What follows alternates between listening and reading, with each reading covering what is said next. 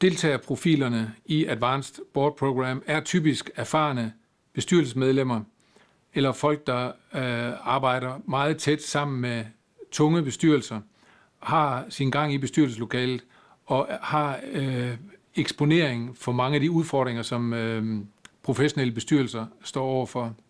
Det kan være ledere af bestyrelser. Langt over halvdelen af de deltagere, vi har med på programmet, har en primær funktion som bestyrelsesformand. Så det er folk, der er vant til at være i bestyrelseslokalet og har en stor erfaring inden for det område. Vi tilrettelægger selvfølgelig programmet sådan, at man får mulighed for at arbejde meget sammen på tværs, lære hinanden rigtig godt at kende og inspirere hinanden. En af værdierne i programmet er, at der er stor diversitet i deltagerskaren.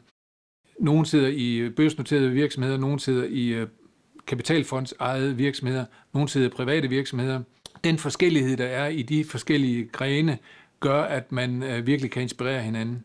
Der er selvfølgelig også forskel på, hvor man har sin erfaring, og hvor lang erfaring man har, og hvor man har sin praktiske erfaring, inden man blev bestyrelsesmedlem. Så ambitionen i det her program er at samle en kreds af deltagere, som virkelig kan inspirere hinanden, og som gør, at man har lyst til at bevare et rigtig godt netværk efterfølgende.